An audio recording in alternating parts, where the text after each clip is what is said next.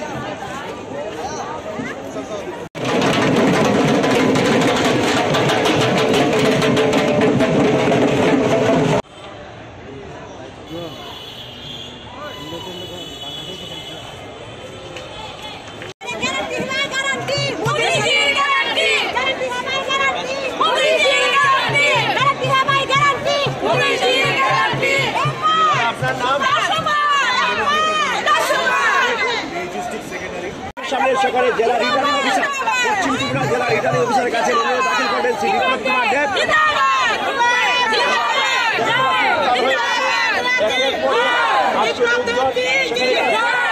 বার্তা একটাই যে এবার আবার ভারতবাসীর আশীর্বাদে, ত্রিপুরাবাসীর আশীর্বাদে, গণদেবতাদের রায়ে তৃতীয়বারের মতন মোদী সরকার প্রতিষ্ঠিত হতে চলেছে এবং এবার ঐতিহাসিকভাবে ভারতবর্ষে একটা নতুন 400 পার যেটা আমাদের বার্তা রয়েছে।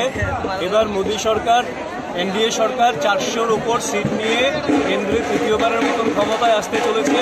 কারণ মোদী সরকারের গত 10 বছরে বিকাশের যে ধারায় রাজ্য প্রবাহিত হয়েছে, গোটা দেশ যে নতুন উচ্চতায় পৌঁছেছে এবং 2047-এর মধ্যে বিকশিত ভারত নির্মাণের যে সংকল্প রয়েছে, ভারতকে বিশ্ব গুরু বানানোর যে সংকল্প রয়েছে, সেই সংকল্পের সার্থক বাস্তবায়ন হবে এবং রাজ্যবাসীর মধ্যে যে উচ্ছ্বাস রয়েছে, গোটা রাজ্যের মানুষ সমস্ত ধর্ম, মত, পন্থ, রাজনৈতিক ভেদাভেদ ভুলে গিয়ে মোদীজির জন্যে পশ্চিম ত্রিপুরা আসনে আজকে মাননীয় ভারতীয় জনতা পার্টির প্রার্থী প্রাক্তন মুখ্যমন্ত্রী তথা রাজ্যসভার বর্তমান সাংসদ বিপ্লব কুমার দেবজি মনোনয়নপত্র জমা দিতে যাবেন।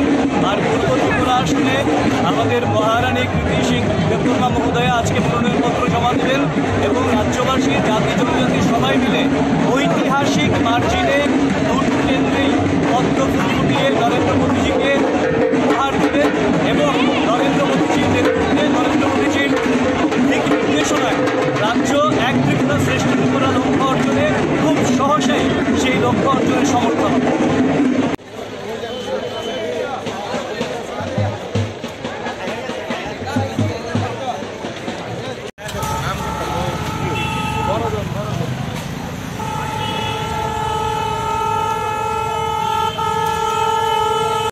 একটা কথা বলি, 2018 সাল থেকে আরম্ভ করে আজকে অবধি যতগুলো নির্বাচন হয়েছে সবগুলো নির্বাচনে ভারতীয় জনতা পার্টির যারাই ক্যান্ডিডেট ছিল রেকর্ড মার্জিনে জিতেছে। আমরা আমাদের রেকর্ডটাকে ক্রস করব।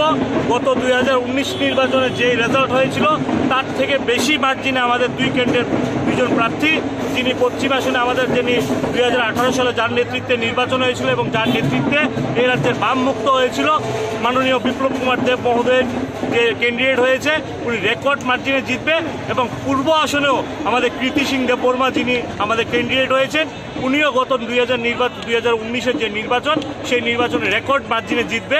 শুধু আমরা একটাই বার্তা দিতে চাই, আমরা সবকা সাথ সবকা বিকাশ, এবং আমরা চাই এই রাজ্যের প্রত্যেকটা মানুষকে সঙ্গে করে নিয়ে রাজ্যটাকে ডেভেলপমেন্ট করা। এবং আমি আপনাদের মাধ্যমে যারা বিরোধী বন্ধুরা আছে তাদেরকে বলতে চাই, যারা যারা ভারতীয় জনতা পার্টিতে এখনও সামিল হয়নি তাদের কাছে আপিল করতে চাই, চলুন বন্ধুরা আপনারা আমাদের সঙ্গে আসুন। আমরা চাই আপনাদেরকে সঙ্গে করে নিয়ে এই ত্রিপুরাকে ডেভেলপমেন্ট করা, এই ত্রিপুরাকে শ্রেষ্ঠ রাজ্য বানানো, এবং আমরা চাই সবকা সাথ সবকা বিকাশের মাধ্যমে সমাজের অন্তিম ব্যক্তি ডেভেলপমেন্ট করা যায়, সেই বিষয়ে আমরা কাজ করতে চাই। আজকের যারা যুবকরা আছে, অন্যান্য পার্টিতে কোনো যুবক নেই, অন্যান্য পার্টিতে যারা পুরন যারা আছে তাদেরকে নিয়ে বসে আছে। একমাত্র ভারতীয় জনতা পার্টি যুবকদেরকে সরকারি হোক সংগঠনে হোক যুবকদেরকে সম্মান এবং প্রাধান্য যদি দিয়ে থাকে একমাত্র ভারতীয় জনতা পার্টির সংগঠন এবং সরকার। কারণ আপনারা দেখবেন এই পার্টিতে বিভিন্ন যুবকদেরকে মন্ডল সভাপতি থেকে আরম্ভ করে জেলা সভাপতি থেকে আরম্ভ করে পার্টির অফিস দিয়ে বিভিন্ন বড় বড় দায়িত্ব দিয়ে আছে। তেমনিভাবে আপনারা দেখবেন সরকারি দিকেও এই রাজ্যের বিভিন্ন যুবকদেরকে সরকারি দায়িত্ব দিয়েছে, কিন্তু উল্টা দিকে দেখা গিয়েছিল কংগ্রেস বলুন সিপিএম বলুন তারা কখনো যুবকদেরকে প্রায়োরিটি দেয়নি, তারা কখনো যুবকদেরকে প্রাধান্য দেয়নি, সম্মান দেয়নি। তারা শুধুমাত্র যুবকদেরকে লাইনে হাঁটানোর জন্য তারা যুবকদেরকে ব্যবহার করেছিল, মিথ্যা প্রতিশ্রুতি দিয়ে তারা ব্যবহার করেছিল। আমরা চাই সমস্ত যুবকদেরকে সঙ্গে করে নিয়ে ত্রিপুরাকে স্বনির্ভরতার মাধ্যমে, যুবকরা স্বনির্ভরতার মাধ্যমে ত্রিপুরা স্বনির্ভর হবে, আত্মনির্ভরের দিকে এগিয়ে যাবে।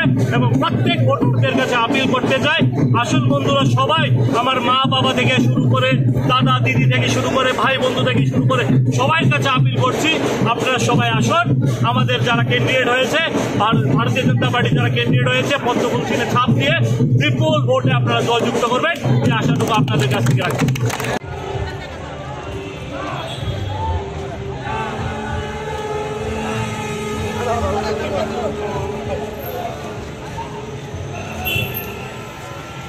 বন্দে মাতরম, বন্দে মাতরম, विप्लव कुमार जी आगे बढ़ो, हम तुम्हारा साथ हैं। विप्लव कुमार जी আমাদের অঙ্গীকার, আমাদের সমাজ জীবনের স্বীকৃতি, রাজপথে পাঠিয়ে করে ভারতবর্ষে যশস্বী নরেন্দ্র মোদীজির আশীর্বাদ মাথায় নিয়ে পশ্চিম ত্রিপুরা লোকসভা আসনে ভারতীয় জনতা পার্টি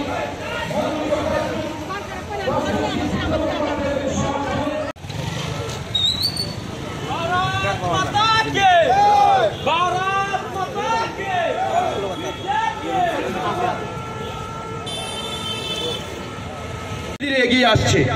আমরা নয় বনমালীপুর মণ্ডলের পক্ষ থেকে বিশেষ করে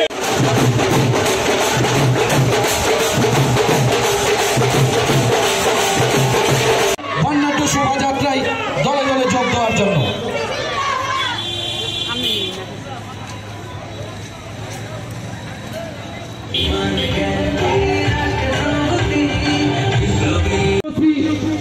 বিপ্লব কুমার দেবের সমর্থনে তথা নয় বনমালীপুর মণ্ডলের উদ্যোগে এক সুবিশাল বর্ণাঢ্য